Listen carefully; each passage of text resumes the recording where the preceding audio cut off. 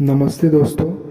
आपके लिए एक बेहद ही रोचक और प्रेरणादायक कहानी मैं सुनाने जा रहा हूँ, जिसे आप सुनकर आपको एक शिक्षा मिल सकती है। तो आइए कहानी को शुरू करते हैं। सोने के प्याले और एकाग्रता का रहस्य। यह कहानी एक मशहूर और बहुत ही कुशल मूर्तिकार देवदत्त और उनके दो शिष्यों की है। प्राचीन काल में देवदत्त नाम के एक महान मूर्तिकार थे, जिनकी बनाई कलाकृतियां दूर दूर तक प्रसिद्ध थी। उनके दो शिष्य थे, अर्जुन और विवेक।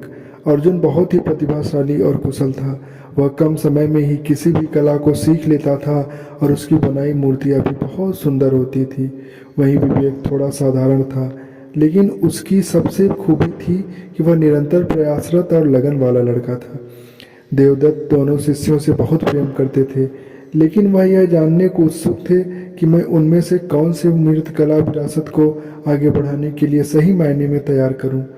एक दिन देवदत्त ने दोनों को अपने पास बुलाया और कहा, वत्स, अब तुम दोनों की शिक्षा पूर्ण होने वाली है। मैं चाहता हूं कि तुम दोनों एक अंतिम परीक्षा दो। गुरुजी ने अपनी तिजोरी से दो चमत्कार सोने के प्याले निकाले और उन्हें दोनों शिष्यों को सौंपते हुए कहा, अगले 7 दिनों तक तुम इन दोनों प्यालों की सुरक्षा करोगे। ये प्याले बहुत ही कीमती हैं। ये तुम्हारी परीक्षा का आधा हिस्सा है। 7 दिन बाद मैं तुम्हें बताऊंगा कि इसका दूसरा भाग क्या है।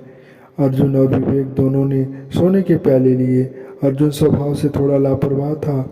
उसने सोचा, यह तो बहुत आसान काम है, बस प्याले को सुरक्षित रखना है। वह प्याले को अपने बिस्तर के नीचे छिपाकर निश्चिंत हो गया और अपने दोस्तों के साथ घूमने चला गया। हालांकि जब भी वह बाहर होता था, उसे प्याले की चिंता सताती रहती थी।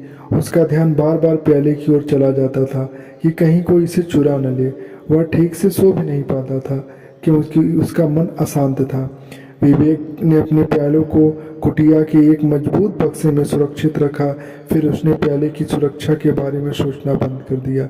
उसने अपने मन को मूर्तिकला के अभ्यास पर लगा दिया। वह पहले से भी अधिक मेहनत करने लगा। वह मिट्टी में इतना तल्लीन हो जाता था कि उसे 7 दिन कब बीत गए इसका पता ही नहीं चला। उसके मन में कोई लालच था और न ही कोई डर। 7 दिन बाद गुरुजी ने दोनों को बुलाया। गुरुजी ने शिष्यों से प्याले दिखाने के लिए कहा। दोनों ने प्याले प्रस्तुत किए। दोनों प्याले बिल्कुल सुरक्षित थे।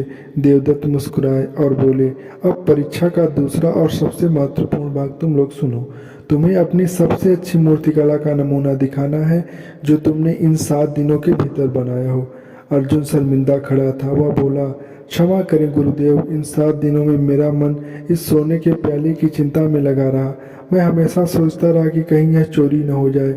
इसके लिए मैंने कोई नई कलाकृति नहीं बनाई। विवेक ने सर झुकाकर एक अद्भुत और नई मूर्ति पेश की, जो उसने इन 7 दिनों में बनाई थी। वह मूर्ति इतना सजीव और सुंदर था कि देवदत्त भी देखकर मंत्रमुग्ध हो गए।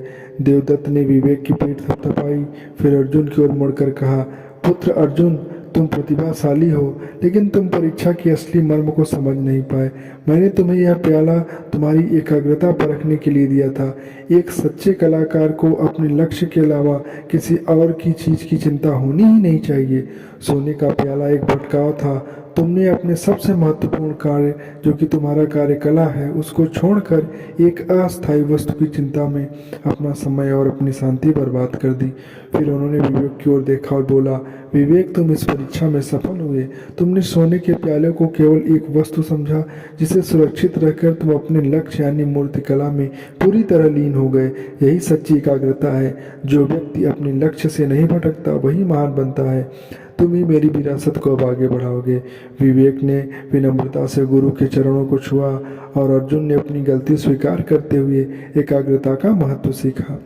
मोरल ऑफ द स्टोरी, यह कहानी हमें यह सिखाती है कि हमें किसी भी चीज़ को लेके अपनी एकाग्रता नहीं खोनी चाहिए। जीवन में भटकाव आते रहेंगे, लेकिन हमें अपने मुख्य लक्ष्य से ध्यान नहीं हटाना चाहिए। आत्मविश्वास और आत्म शांति, जब अपने काम पर ध्यान देते हैं तो आपका आत्मविश्वास और बढ़ता है और मन शांत रहता है। असली दौलत हमारी असली सोना नहीं है, बल्कि हमारी प्रतिभा, मेहनत और समय है। इन सबको भटकाओं की ज़रूरतों से बचाना है। अतः यह कहानी हमें यही शिक्षा देती है कि अपनी एकाग्रता और लगन को जोड़ देते हुए हमें एक मजबूत